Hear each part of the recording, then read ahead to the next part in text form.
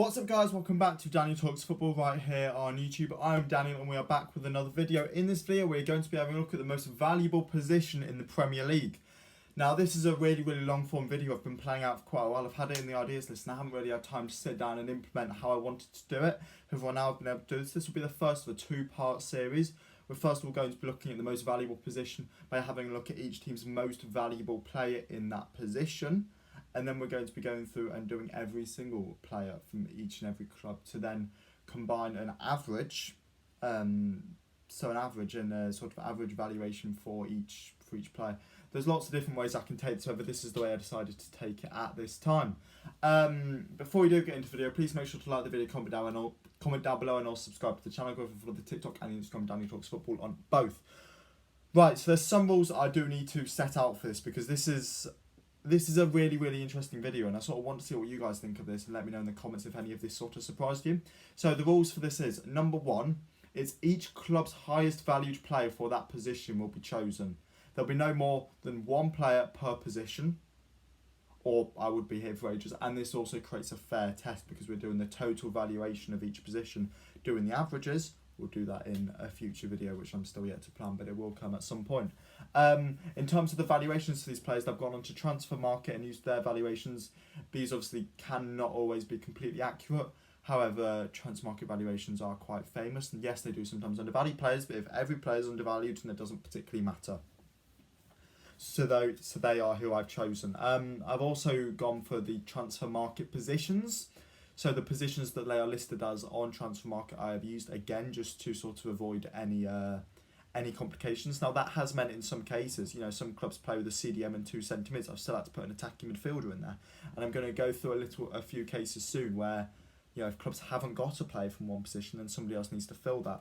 One thing I have not done at any point though, is I haven't gone through and gone, okay, if they've got an attacking midfielder who's worth 400,000 and a midfielder who's worth 20, and it's an attacking midfielder, we're using the attacking midfielder. I've tried to keep it as strict as I can. All the information is correct as of the 15th of August, and the exceptions are as follows. So when we get to Brighton did not have any listed defensive midfielders, so we've gone for Mohamed Dahoud here. I've put him in as Brighton's DM just because they didn't have any select DMs. Man City didn't have any right wings on the website, so I've gone for Grealish. I know he isn't a right wing, I know he doesn't play out there, but they haven't signed one to replace Riyad yet. So we've gone for Jack Grealish out in that position. Yes, he's worth a lot, but it's Man City, so you know any kind of player, expected player, there would be worth a lot. For Bournemouth, again, they were another club that didn't have a DM, so we've gone for Philip Billing in that position. It's the same with Chelsea for the attacking midfielder position. They did not have a registered attacking midfielder. However, they've got Nkunku, and he's a second striker, so that kind of counts. So I put Nkunku in there instead.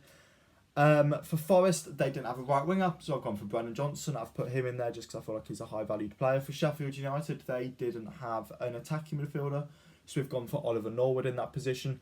Wolves, another club who didn't have an attacking midfielder, we've gone for Gomez in that position. Villa, another club who did not have an attacking midfielder, Philippe Coutinho has gone there. We all know he can play attacking midfielder. Yes, he's listed as a left winger, but we needed somebody for every single position, and that is about it. So we'll move into the valuations for each side, for each position in the field, and we'll start off with we'll go from probably the least valued to the most valued. The least valued position was goalkeeper.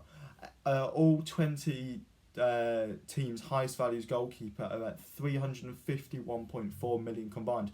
Now that is really low, but if you ever scroll through, it's not that surprising. Yes, you've got some really good keepers. Martinez is good, Trafford is good, Sarr's a good goalkeeper, Pickford's decent.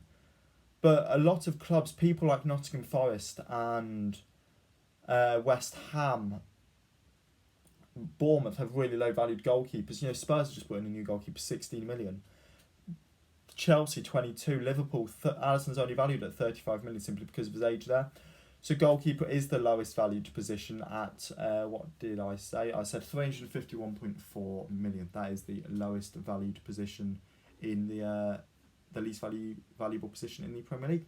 Moving on into the second least valuable position in the Premier League, and it's left back. All 20 left backs combined, all 20 Premier League clubs' first left backs combined, add up to equal a 417 million. Again, there's some really good left backs in the league, but it is quite a weak position at the moment. That's to be. I was expecting the fullbacks to be fairly low, and to be fair, right back's not as low as I was expecting it to be, but I was expecting that to be low, and it is. So left back's next. Right back is after that with 514.8 million. So that is nearly 100 million difference between the left back and the right back. So there are some really, really good right backs in the league, obviously. If I just have a scroll through and have a look, seems like Matty Cash is in there at 25 million. You've got Semedo in there for Wolves at 15, Patterson in there at Everton for 16, Nico Williams in there at Forest for 20. Obviously you've got Trent for Liverpool at 65, Reece James for Chelsea at 65. Somebody like Pedro Porro for Tottenham is valued at 40. Brennan Hickey? Whatever Hickey's first name is, he's 25. So there's some really, really good value. Dallo in there at 40. I wasn't surprised to see that high. What I was surprised is to see the next position only 10 million higher, and that was actually centre midfield. Centre midfield is only valued at 524.5 million. Now, there are some good centre midfielders in the league. I thought this would be valued a lot higher, but it really, really isn't, especially in comparison with the DM and AM positions. You're more than 100 million behind AM. You're about 160 million behind AM, which is crazy.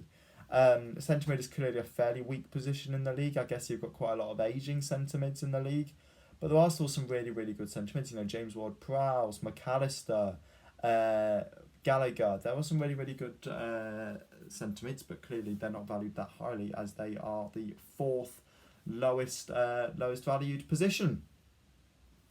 Moving on into the next lowest valued position, and we start getting really, really tight here. There's three within about 20 million of each other. However, the next one is attacking midfielder. Attacking midfielder goes in at 684.4 million. That is a massive, massive increase from the centre midfield position, and still a long way behind what defensive midfield is. This simply just shows sort of how strong that attacking and defensive midfield positions are in the Premier League at the moment. That's why I wanted to do this video. I wanted to sit down, sort of have a look at where the positions were, and it's clear that attacking midfield is just... It's clear that centre mid position's weak, in all honesty. You're not having lots of centre midfielders at the moment. You're either having a midfielder who's more used to doing that defensive role or doing the attacking role. You do have the box-to-boxes, of course you still do, but they're usually designated into one of the two areas. And yeah, attacking midfield there, you've got some obviously excellent attacking midfielders in the league, and I'm really, really interested to see.